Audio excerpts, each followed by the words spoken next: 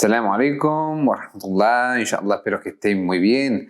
Seguimos navegando en esta intimidante aventura a la hora de conocer los versículos que hablan sobre la astronomía, sobre el universo y sobre la ciencia en sí. Y hoy os voy a explicar sobre el astro nocturno. Hemos hablado sobre el nacimiento de los propios planetas, del universo en sí, pero claro, ahora toca hablar un poquito de qué pasa cuando llegan al final de su vida. Tenemos que coger el Corán y buscar en Surat 81, versículos 1 y 2, cuando el sol se contraiga y oscurezca, y cuando las estrellas pierdan su luz. Cuando las estrellas pierdan su luz. Es algo del cual nosotros tenemos que quedarnos con ello. ¿Por qué? Porque cuando el Corán afirma que cuando las estrellas pierdan su luz, aquí nos está hablando de varias cosas. Una de ellas es que llegan a su final, cuando agotan su combustible, y en qué se pueden convertir estas estrellas. Como lo dice el Corán, en estos versículos, todas las estrellas o todas las cosas en la creación, al fin y al cabo, tienen que pasar por el velo de la muerte. Y durante miles de millones de años pueden actuar como una fuente de energía libre. Y me refiero, por supuesto, a las estrellas. Pero gradualmente se van apagando, como todo, y van cesando toda actividad. Mira, fijaros, la segunda ley de la termodinámica predice que el desequilibrio termodinámico que mantiene calientes las estrellas, mientras que en el propio espacio eso que le rodea está frío, no puede durar para siempre. Hemos creado cada cosa en su justa medida. Eso dice una aya en el Corán. Así que más tarde o más temprano se alcanzará siempre una temperatura uniforme entre la propia estrella o el medio. Eso es evidente, ¿verdad? Ahora sí. Lo que no parece tan evidente es la variedad de formas espectaculares en el que estas estrellas producen su deceso, su muerte, o de la propia extraña naturaleza de esos cadáveres celestes que quedan después de morir esas estrellas, esas gigantescas estrellas. En las diferentes fases que atraviesan la vida de una estrella, se mantiene siempre un delicado equilibrio entre la fuerza gravitatoria y la fuerza expansiva de la fusión termonuclear. Y vamos a aclarar aquí una cosa, ¿qué es la fusión nuclear? ¿Qué es la fusión termonuclear?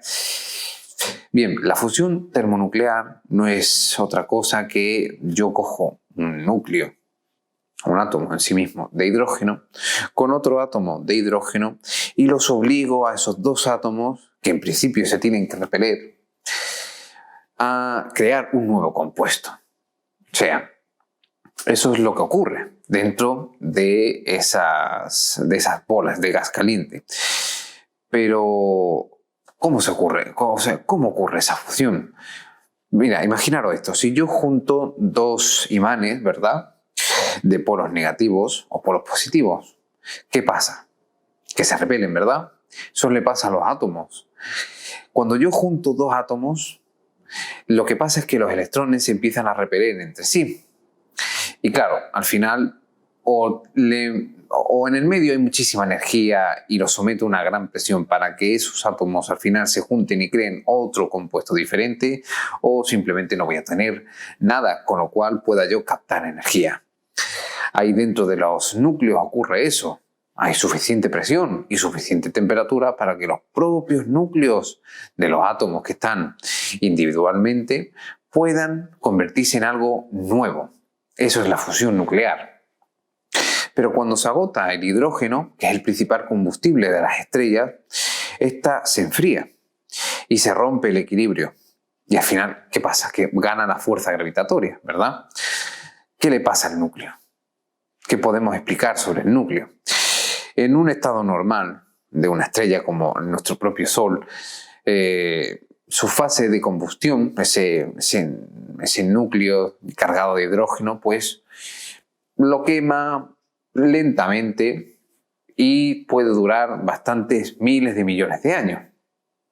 El Sol puede permanecer ahora mismo que ha alcanzado su mitad de vida, otros 4.000 o 5.000 millones de años más, hasta que se agote completamente su combustible, su hidrógeno.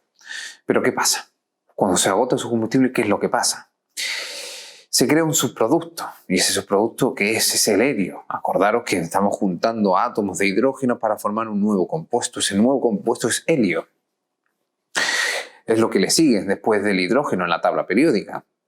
Y el helio es incapaz de producir una energía tan eficiente como lo hace el hidrógeno, mediante procesos nucleares normales. Así que el núcleo empieza a perder potencia, fuerza, energía. La gravedad empieza a ganar terreno, la fuerza repulsiva no puede contrarrestar eso. Y poco a poco el núcleo empieza a comprimirse. Los detalles de cómo sucede eso son complicados, pero bueno, vamos a resumirlo de la mejor manera. El núcleo, al contraerse, va aumentando poco a poco y gradualmente la temperatura. Hombre, si yo acerco los átomos que ya se están moviendo a una velocidad muy alta y eso produce choques y ese choque pues, produce energía. Si yo lo acerco más, habrá más choques, más energía, ¿verdad? Aún hay combustible nuclear. Siempre hay una cierta cantidad de hidrógeno que no se quema, pero claro, es una fina capa, por así decirlo. El efecto de estos reajustes internos cuando yo estoy comprimiendo el núcleo después de haber agotado todo el hidrógeno hace que... Bien, ¿qué es lo que pasa aquí?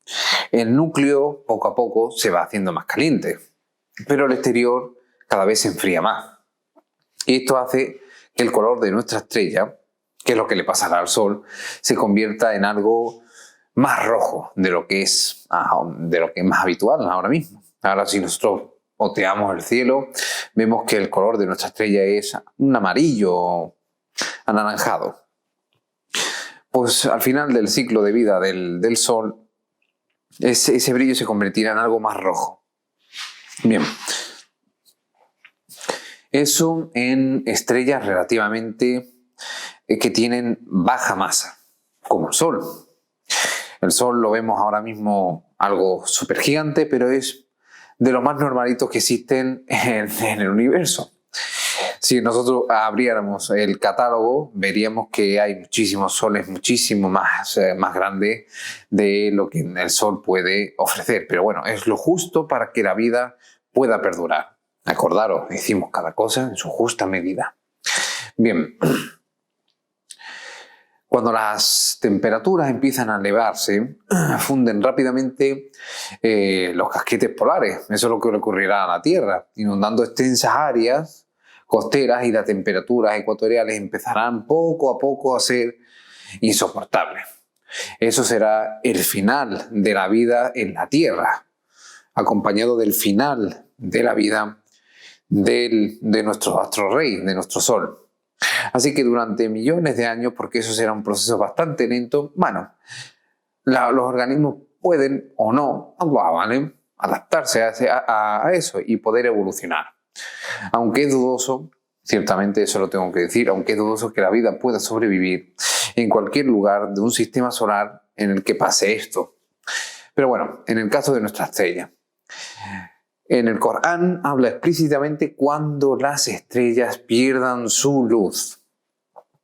Pues bien, la combustión del helio, como hemos dicho, es muchísimo menos energética que la del hidrógeno.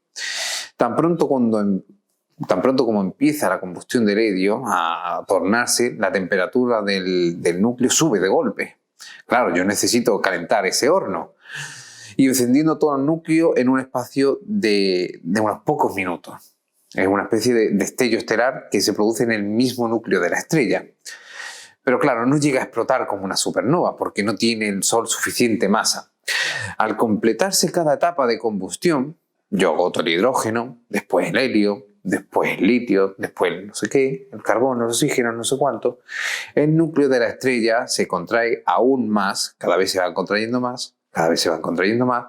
para mantener esa estrella en un ciclo vital de equilibrio entre la presión que ejerce la propia gravedad y el flujo de energía que ejerce la estrella hacia afuera. Cada vez que se acaba la energía de la estrella, debe empezar a contraerse bajo su propia gravedad para poder encender ese horno. Hasta que la temperatura no es lo bastante caliente, no se puede dar una nueva fusión nuclear. Cuando se empiezan a quemar elementos como el oxígeno, la temperatura debe subir ya a unos 1000 millones de grados. Ahora mismo en el núcleo de nuestro Sol, la temperatura del núcleo ronda alrededor de los 15 millones de grados. Cuando se tiene que quemar, cuando se debe quemar elementos más pesados, necesito más temperatura, más energía, más presión para que eso pueda seguir existiendo. Imaginadlo de esta manera. Esto es como una hoguera, ¿vale? Al principio se empieza quemando esas pastillas que podéis encontrar en el mismo Mercadona, esas pastillas para encender barbacoa. Luego pasamos a la madera y finalmente, pues no, esa hoguera se tiene que contestar con hojas húmedas o ramas podridas que nos encontramos por ahí. Al fin y al cabo todos son combustibles, pero se necesita un fuego más violento para encender esos combustibles que son menos inflamables.